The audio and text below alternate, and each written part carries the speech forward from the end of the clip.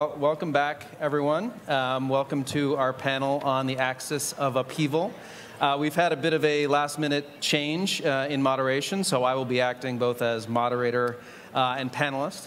And what we're here to discuss over the next 40 minutes or so is, we've discussed over the last couple of days, of course, NATO's successes in recent years and expansion, but it's critically important that we discuss as well what NATO adversaries are doing. Obviously, Russia, we've talked a lot about China, but also the role of Iran and North Korea and what that means for the NATO alliance, what that means for the United States and for Europe.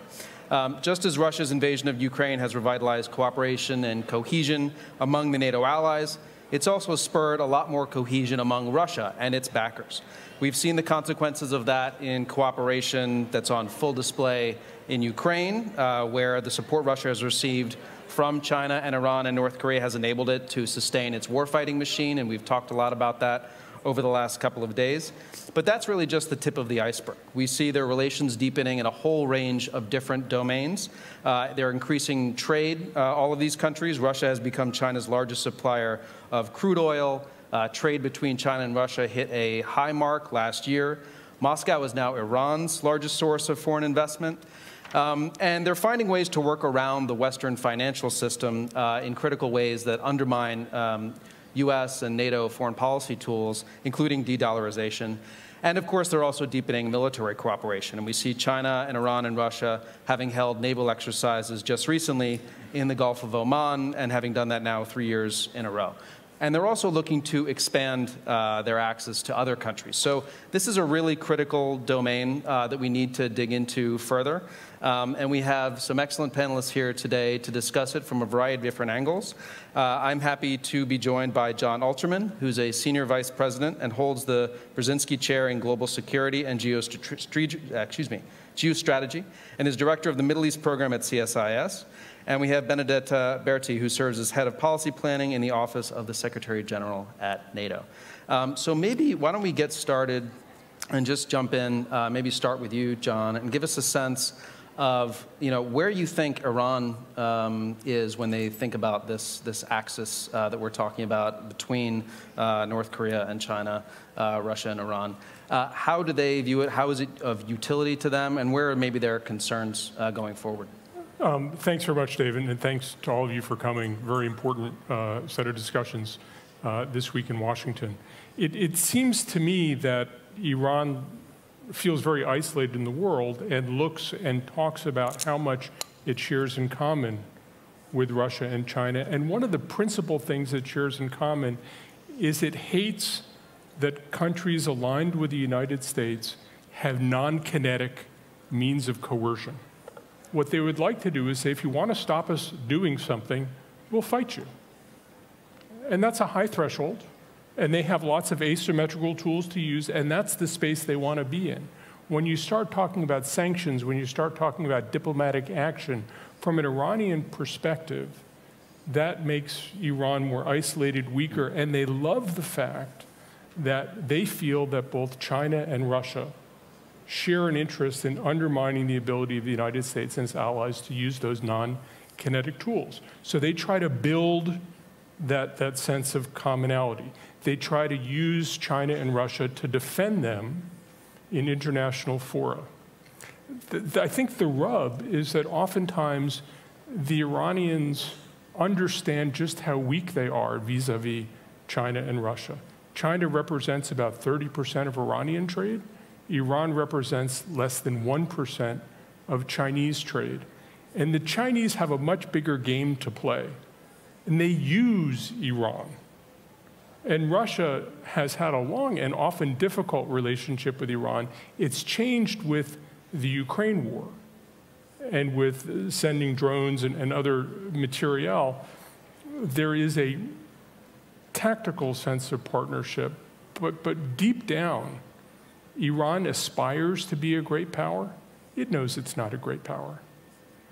And the larger powers, Russia and China, find Iran disposable in a way the Iranians wish they can change, and they can't. So they try to build the common practice of undermining sanctions, undermining the kinds of collective action that the U.S. and its allies work on, while they desperately try to build leverage against these great powers who, on the one hand, they need, and on the other hand, consistently disrespect Iran and use Iran to further their own goals vis-a-vis the United States, the West, and others. I think great points, and I think the fact that you started, or at least centralized your comments around Iran's desire for this axis to fight U.S. centrality in the global system and to push back on the United States generally, that's very similar to, I think, China's view of this relationship, specifically with Russia, but also with Iran and with North Korea. There is this concern about U.S. hegemony. Yeah. And they feel that if you reduce international affairs to how do we undermine U.S. hegemony, not only do the Russians and the Chinese and the Iranians share a view, but then you start to bring in this whole sense of a global South, a very diverse and disaggregated group of people. But if you can put it in terms of undermining U.S. hegemony, those are the sort of common terms that Iran finds very, very close alignment with Russia and China on. Yeah, I mean, from the China side, there is definitely of value in terms of more the security space, in terms of how to push back on the United States in terms of relationship with Russia that has bolstered China militarily in terms of the trade that China's gotten from Russia for years for defense equipment.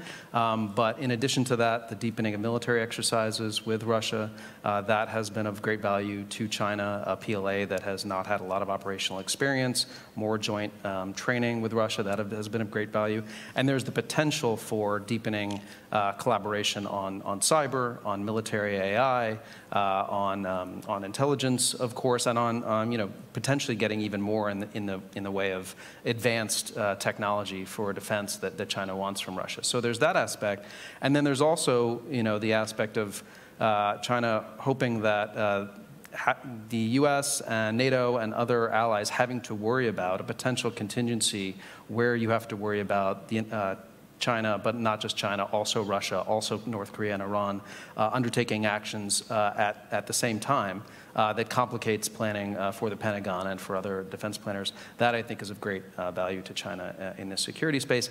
And then more broadly, this sense, and we've discussed it at the summit over the last couple days, that you can't divide Asia from Europe, right? So I think in Beijing, there is a sense that if Russia were to succeed in what it's been trying to do with its brutal invasion of Ukraine, if the NATO alliance and the United States were to fail in pushing back on that, that would have fundamental consequences for any kind of contingency in Asia over Taiwan, over the South China Sea, and China could be more confident that there would not be a robust response from the alliance. And there's a very important way in which Asian countries look at how the world deals with Iran, and thinks that that's how the world will deal with an Asia contingency. Asian countries have profound energy security interests in the Middle East, and therefore the extent to which you can work through allies and partners and provide security, that gives you security not just for Europe, not just in the Middle East, but it extends to helping provide security in Asia. Benedetta, I want to come to you. So how does, from your perspective, NATO, the alliance, the members, view this emerging axis in terms of the interests and how it affects the NATO alliance itself? Yeah, well, I would probably agree with a lot of the points that have already been made, but maybe just to start framing the discussion, I think in the 2022 strategic concept, so a couple of years ago, NATO already recognized what it defined as the growing strategic alignment between the People's Republic of China and the Russian Federation. Now, that trend remains very much part and parcel of how we look at the security environment today, but I would say that as of 2024, the scale and scope and just the intensity of that relationship has grown in a way that wasn't perhaps forecasted in the 2022 strategic concept. And now really we're looking much more at what does concerted action and increasing strategic alignment by the PRC, the Russian Federation, Iran, and the DPRK look like, and what's the impact on Euro-Atlantic security. To make a long story short, I think you need to look no further than Ukraine to see how this all crystallizes and comes together. And that's one of the reasons why we talk about Ukraine as a test, both for the resilience of Ukraine itself, but also for the future of European security and global security at large. And in terms of what are their concerns, what are the trends that we pick up in Ukraine, and what are we learning about it?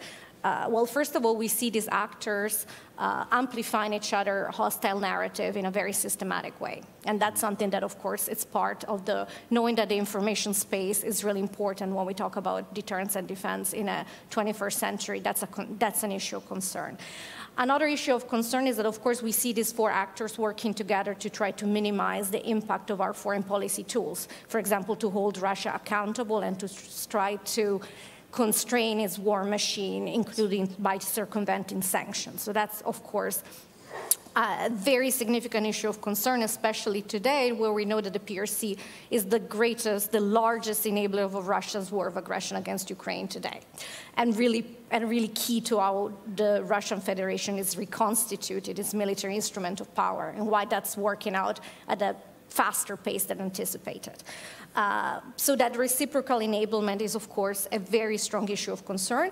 That goes also with, that's not just an issue between the PRC and Russia itself. We also see, as was mentioned, the Iranians supporting the Russian Federation through drone technology, but Iran gets something in return. And the same is true for the DPRK. Just as important, I think I would highlight the trend of authoritarian learning, mutual learning.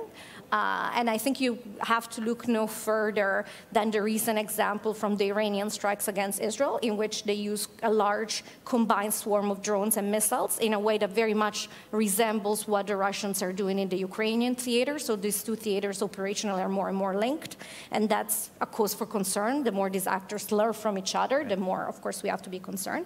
And then at the macro level, there is what we defined already in 2022 as a pushback against the rules-based international order and the attempt to promote an alternative authoritarian model of global governance. So all of this together, I think, are just one of the many reasons why what's happening in Ukraine and the stakes are so incredibly high. And the concern, of course, is the more the Putin's war of aggression is seen as succeeding in Ukraine, the more these actors will be emboldened. And that's why for Ukraine to prevail is for us one of the most important, if not the most important test for the future stability of the Euro-Atlantic space. In terms of what we're learning, I will say very much agree with you in terms of this highlights the interconnectedness between the different theaters and the fact that we might wish to separate, but our adversary are not going to play that game, and they're rather driven by opportunism or strategic logic. They're going to try to create strategic dilemmas simultaneously for us, and we need to prepare for that. Maybe 30 seconds just to say that since you asked me to highlight the concerns, yeah. I did that. But I also want to say that these actors working together are, yes, a reason for concern, and yes, their strategic intent and actions are growingly convergent, but they do not have anything that resembles the type of alliance that we have with NATO. In terms of institutional, in terms of force structure, in terms of military might, economic heft. So we need to also remember that. And when we work together with our Indo-Pacific partner, then we're talking about 60% of the world's GDP and military might. So yes, it's a cause for concern. No, it's not a cause for panic. Yes, it's a cause to double down on the rebuilding of our military instrument of power and on that cross-theater solidarity that we see at play this week in Washington. And if I could just add to that point, one of the interesting things about the way that these countries engage with each other is they're constantly calibrating how close should we be, how far can we be. There isn't the sense of common purpose. They have some shared strategic goals. They have a whole number of goals that don't overlap. And I think there's more agility within how these countries are really willing to sell each other out all the time, because they are in it for themselves. And one of the things that's different, listening to Benedetta talk about how the alliance works, we are in it together, and there's a way in which this isn't an alliance. This is a pickup game. They can help each other. They sometimes pass to each other. They sometimes don't pass to each other. They sometimes let him take the hit. And it just operates in a different way. And it I think, is difficult for us. But I think we also need to recognize that for all that these countries are together, you can also pick them apart on different issues. And certainly with the Iran nuclear program, there was a time when both Russia and China decided it's actually constructive to try to put the Iran nuclear program in a box, and that time has changed. But there are times when you can bring these countries together and work with them. I agree with that. I think I want to make clear, though, from at least my perspective of where China sees this axis, and especially the Russia relationship, that while it may be, at some level a marriage of convenience and based upon alignment of interests that are potentially temporary, there is such a deep and, I think, abiding level of congruence on how they're looking at what they're trying to achieve, not only in light of undermining the United States and undermining kind of NATO. But I think also, and this comes back to what Benedetta was saying, the fundamental drive to transform the current global order is really at the heart of what China wants to do in the next 5, 10, 15 years. And for them, that is essential to China, establishing itself really as the central economic and technological player globally. And these actors are, just one second, these actors are really central to that because China is, and we've discussed it a little bit already, is kind of China as the benefactor, right, for Russia and for Iran and for North Korea and the destabilizing actions that they're taking. China's playing a kind of a neat trick now where they are supporting these different actors as basically agents of war and chaos and upheaval. And then, a day later, coming out and saying, okay, now we're going to play the role of being the peacemaker. We're going to play the role of being the stabilizer. We're going to propose a 12-point peace plan for this conflict that we have helped to create by continuing to support Putin's war machine. And then beyond that, also proposing, okay, now we have ideas for a common future of shared destiny for mankind, the Global Security Initiative, the Global Development Initiative, the Global Civilization Initiative, these grand ideas, which are ideological at their root, that are meant to fundamentally transform the order and put China at the center of it. And it's not really possible without partnership from these other destabilizing actors that can make everyone stand back and say, oh, this order is unstable, it's not working anymore, and the United States can't do what it used to be able to do in terms of preserving the peace. And it seems to me that fundamental to the Chinese notion of world order is world order is predicated on bilateral relationships between states, where China is stronger than every bilateral partner except for the United States.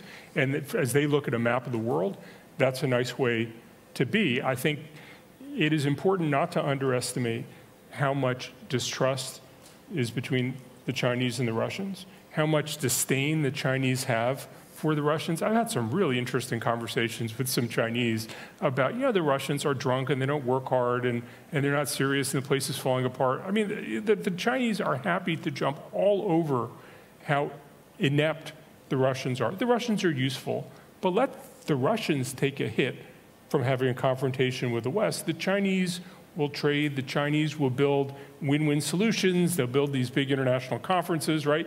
Let the Russians do the aggression part. And ultimately, I think as there's a huge power disparity between the Chinese and the Iranians, there's a huge power disparity between the Chinese and the Russians. And I would bet the Chinese don't lose a single opportunity to remind the Russians, and the Russians don't go a single day wishing they didn't have more leverage against the Chinese, desperate for leverage against the Chinese, and knowing the Chinese would sell them down the river in a New York minute if it became convenient.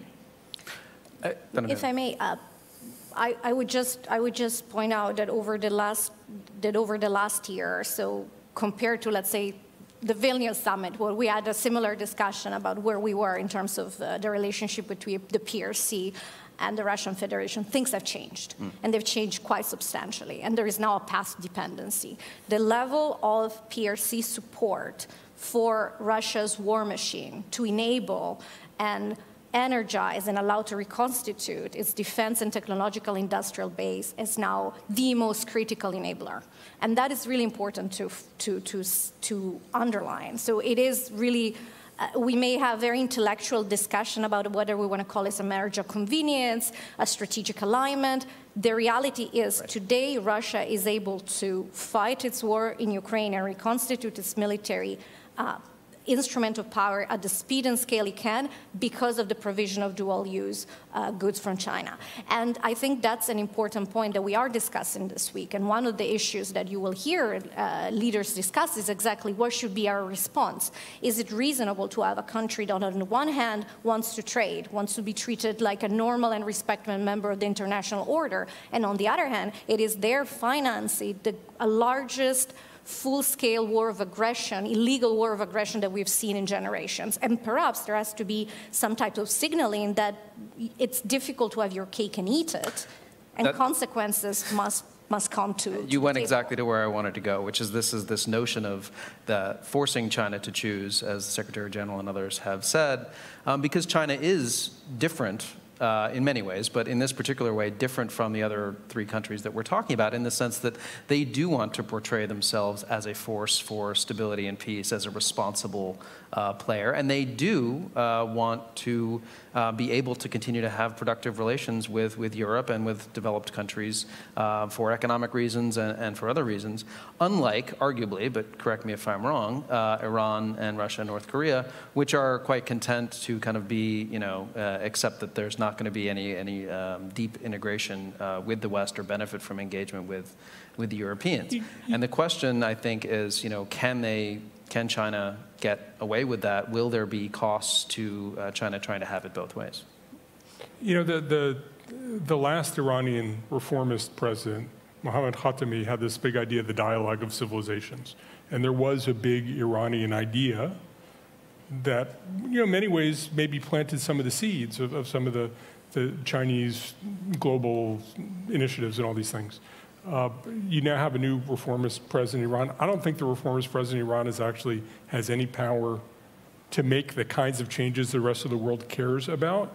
But might there be language coming out of Iran that would try to imitate that, to move into some of that space of let's just talk about this, while acting in deeply malign ways. Yeah. But I think we might see Iran pick up some of the language as part of its recent political impact. Whether that matters either for China or for Iran, I don't know. I don't know if you think that any of these global Chinese initiatives are meaningful at all, either practically or even in terms of information, whether anybody takes them seriously. I mean, I think people do and should take them seriously, even if they are, kind of fluff language that you have to kind of dig into if you want to try to get to, okay, what is the meat of this? What does this mean? Understanding how these kinds of phrases and these kinds of initiatives, including the Belt and Road Initiative, have shaped China's grand strategy and foreign policy approach, especially in developing countries, over the last 10 years. I think we make a mistake if we dismiss them as meaningless, because I think China is now, in the way that it has for years referenced the Belt and Road Initiative in most of its engagements with countries across the developing world as well as in the developed world, it's now referencing the Global Security Initiative and the Global Development Initiative, et cetera. And it also underscores the fact that what China is trying to achieve here is ideological, right? I mean, it is a transformation of the order to one that is, China at the center, not U.S.-led. But inherent in that is what China puts forward in these initiatives, which is, no focus on individual rights, of course, or democracy, a focus on sovereignty, which, of course, we know that China itself violates by its support for Russia. But, all these other principles that are baked into a notion that is, countries such as Europe and the United States should not be lecturing other countries on how they run their own systems. And one system, authoritarian, is just as legitimate as another. So in that sense, I think we should take them seriously. And certainly there's enthusiasm in the Middle East, not only in Iran, but in the Gulf and Egypt and elsewhere about Belt and Road and what it means for them. And I think it's important as we think about the alliance that there isn't a Western strategic vision that's attractive either to people in Iran or even throughout the region. And certainly the Gaza war has created even more fissures between the region and for countries like Iran that say we're part of the resistance to what's happening in Gaza. It gets them support throughout the developing world. And the Iranian strategy under President Raisi, which was let's look more toward Asia, look toward regional partners, let's stop chasing the West, and let's support these agents of resistance. That strategy, from an Iranian strategic perspective, I think most Iranians think it's worked really well. Mm-hmm. And the Western alliance hasn't come up with a way to undermine it. Yeah. Well, we have a few minutes left, and then we're going to come to questions. So I encourage people to start to come up to the mics if you have questions for our Q&A session. But before we get there, and you were starting to take us in this direction, John, I want to start talking about, what should the NATO alliance be doing in terms of pushing back on this budding axis, if we want to call it that, among these adversaries? What is, essential both in terms of our response to those adversaries, and then what is essential in terms of trying to ensure that the key swing states that we're looking at in the international system, your Brazils, your Saudi, your Indonesia, all these kind of key countries that may determine kind of where the future order goes, make sure that they feel invested in some version of a current order that maybe does need to transform, but we don't want to necessarily buy into what China, Russia, North Korea, and Iran are offering. Maybe we can start with what we are doing, because we are actually doing a lot. But let's start with Ukraine, because I think maybe I will repeat myself, but I think it's worth doing so. Right now, Ukraine is the test case. It is the laboratory for authoritarian learning, authoritarian cooperation, and the stakes there are incredibly high. That's why I go back to Ukraine. There are very different paths for our future. One is where Ukraine prevails as a sovereign, independent country and is vindicated in its fight for freedom. And that's a word in which there is a powerful lesson sent to Beijing, sent to North Korea, sent to Iran, sent to Russia itself, of course. And that's a message that, of course, supports the global rules-based order, supports the beginning of the rethinking of a European security architecture, which right now it's on life support because of Russia's brutal war of aggression against Ukraine. So if you want a strong first policy proposal, and that's exactly what NATO, the alliance is doing by supporting Ukraine, is, first of all, Ukraine must prevail. The war of aggression must fail. These authoritarian actors need to see that using force does not pay off. And that's really important, because the alternative, one in which Putin's war of aggression is successful, is where these actors become even more emboldened, even more brazen in their actions. And we already see it in the last year with Iran's destabilizing role in the Middle East, support for terrorism, non-proliferation concern. We see this in the Korean Peninsula. We see this, of course, with the PRC enabling Russia's war of aggression. We see this with the Russian Federation itself, which is now stepping up its hybrid activities in our allied countries. And you will hear statements from allied leaders this week expressing not just concern, but also our response options to make sure that we build resiliency and counter this hybrid attacks. So first of all, Ukraine. Ukraine must prevail. These actors must understand that aggression will not pay off. In addition, we are, and you will have heard this, I think, throughout the day, in the midst of the largest reinforcement of our deterrence and defense posture in generations. This is part and parcel of how you communicate, resolve, and credibility to these adversaries, because I don't think we must be naive. The main language that Putin understands is power. Yep. And we need to be, and that's why we have such a key task to rebuild and re-energize our defense industrial base and our military instruments of power. So we're doing that. We're also working on resiliency of our infrastructure, supply chains, of our societal and democratic institutions. All of this is so that we are better placed to respond to this coercive hybrid tactics by these authoritarian actors. And we're doing that not alone. We're doing it as an alliance of 32, but we're doing that more and more with our partners. And it's not a coincidence that tomorrow there will be a session with our partners from the Indo-Pacific, Australia, Japan, the Republic of Korea, and New Zealand. Again, this is what transatlantic an Indo-Pacific solidarity looks like, not just in supporting Ukraine, but in pushing back against authoritarian aggression. And of course, we also have multiple partnerships in the rest of the world, working with countries that are interested in cooperating with us on issues like countering disinformation, countering hybrid threats. So there is a lot that we are doing. I'm looking forward to hearing what more we can do, but I think we always have to we have to start with recognizing that we recognize the reality, we're responding and adapting to it, and possibly, again, I'm going to be boring, but the most important thing we can do today is ensure Ukraine prevails as a sovereign independent country. That is the lesson that we want to send to Beijing, to Moscow, to Pyongyang, and to Tehran. I couldn't agree more. Yeah. Thank you. Thanks.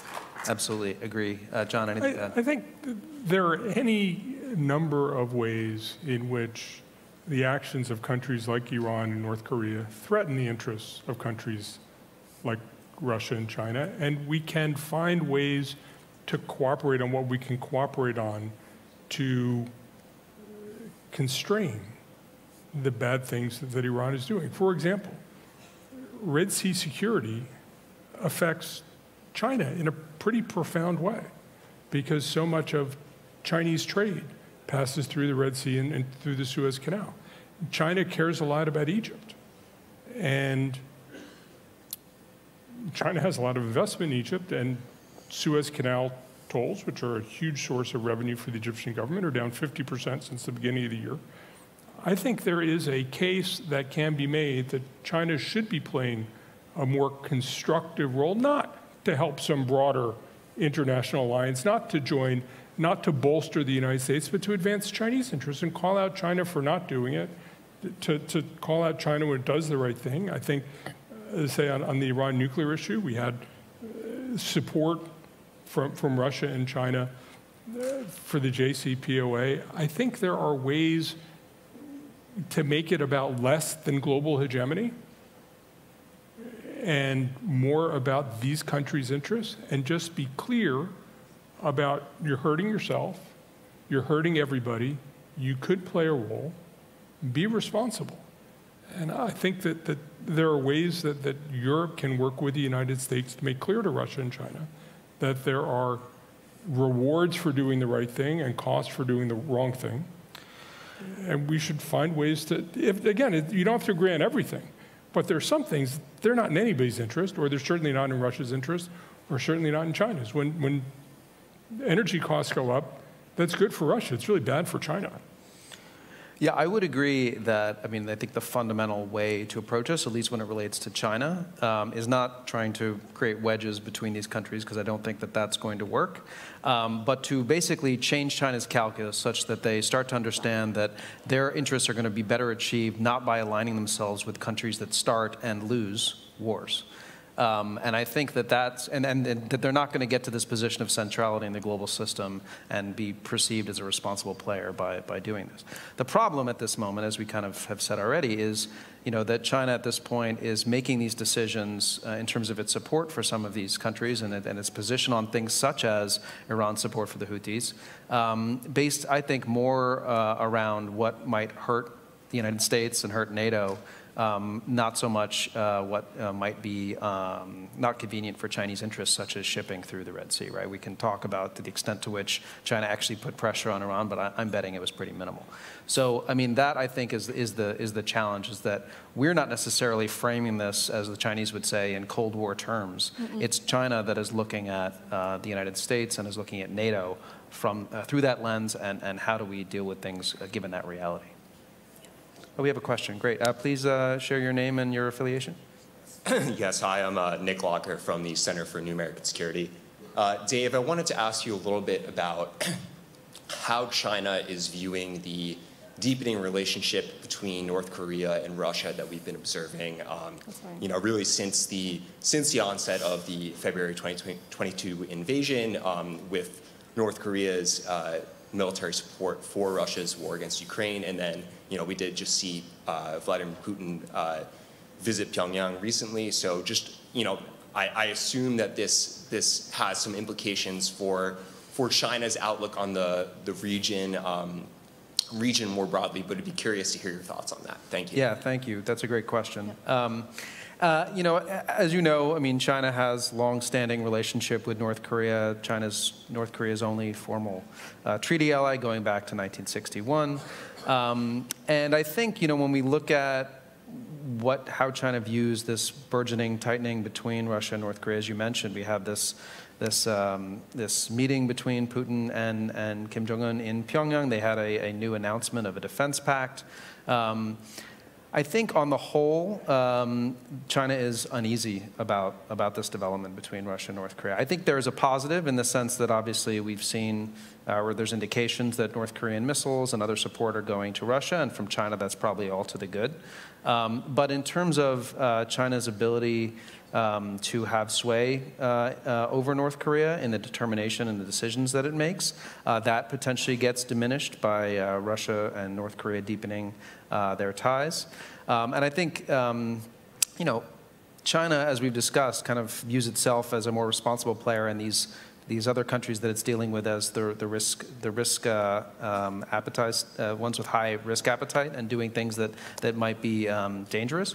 And when you look at the Korean Peninsula, right on China's border, I think the notion of Russia and North Korea getting closer and potentially making decisions that are risky that damage China's security is of great concern to China. Potentially Russia even giving North Korea advanced technology that helps North Korea to further its nuclear development in ways that could create even more security hassles for China in the region. So on the whole, I think China is watching this warily, not terribly happy about it.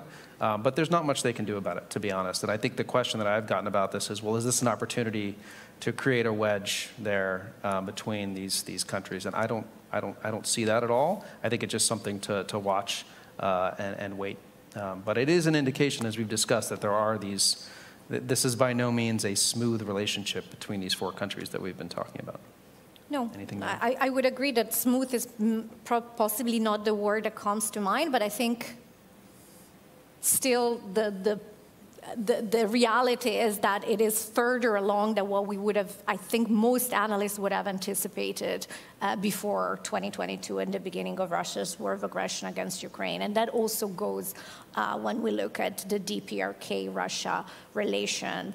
And there are, of course, very serious concerns, as you highlighted, about what would, in the future, or even a very imminent future, the North Korea get in return for the significant military support that is provided to Russia, and what would it do in terms of stability in the Korean Peninsula, what would it do in terms of concerns over non-proliferation, and more broadly, what would it do for the stability of the Indo-Pacific theater, which, as we know, is incredibly important to global stability, global prosperity, and of course has also direct implication for the security of the Euro-Atlantic area, being such a central domain of growth, development, and competition. So it is a very, I think, concerning development, and I would agree that maybe not everyone in this quote-unquote axis, which is a word I'm a little hesitant to utilize, but maybe whatever you want to call it, strategic convergence, not everyone may be enthusiastic about it, but yet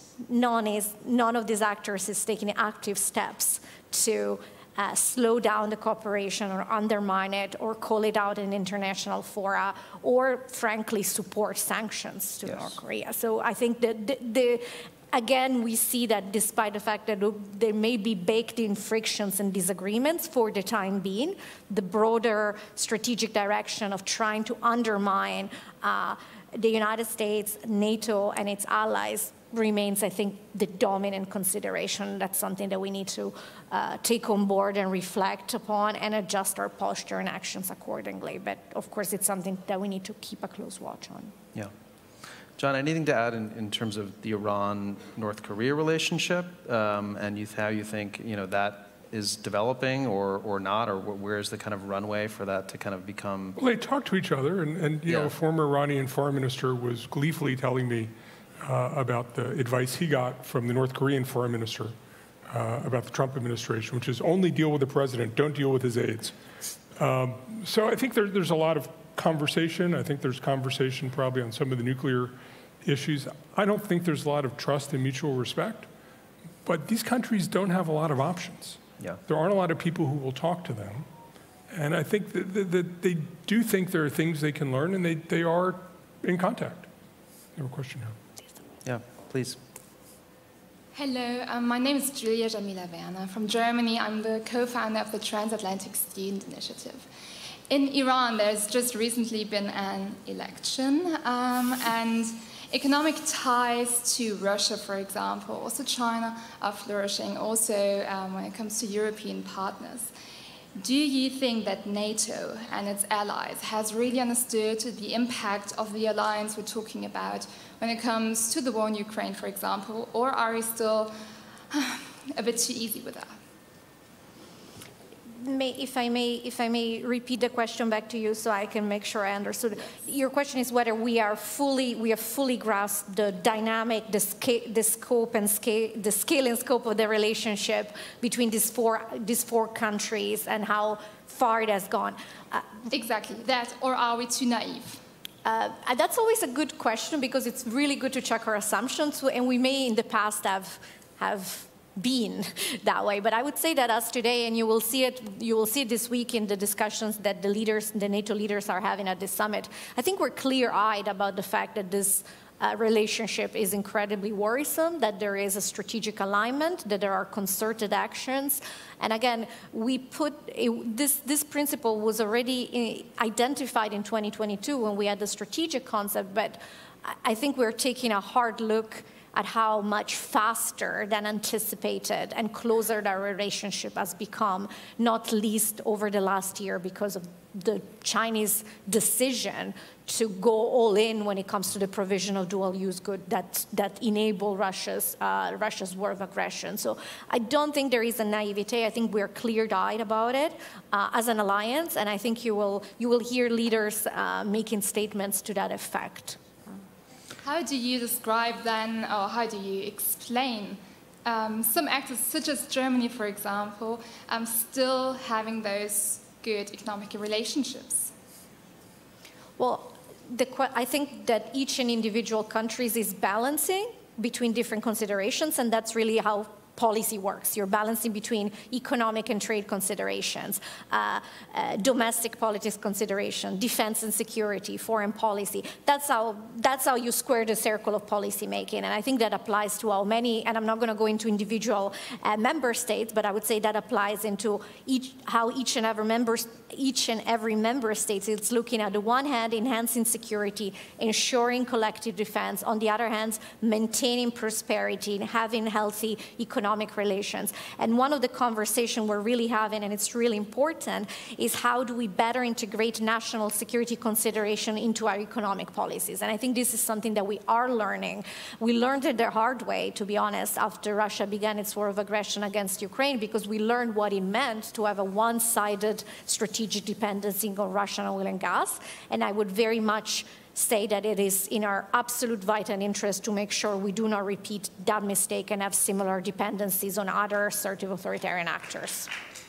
I think that's a great place to wrap up because, I mean, the very fact that we're having this conversation here at the Public Forum indicates that there's a growing understanding of the need to discuss not just China's support for Russia, but the role of these other actors as well, what that means for NATO, what that means for all of us in terms of the future and how we need to deal with it, but that there's a lot more that needs to be done in terms of more unity of vision on these issues and what we might be able to do about it in terms of joint efforts. So with that, thank you, Benedetta. Thank you, John. And please join me in thanking them for this great panel.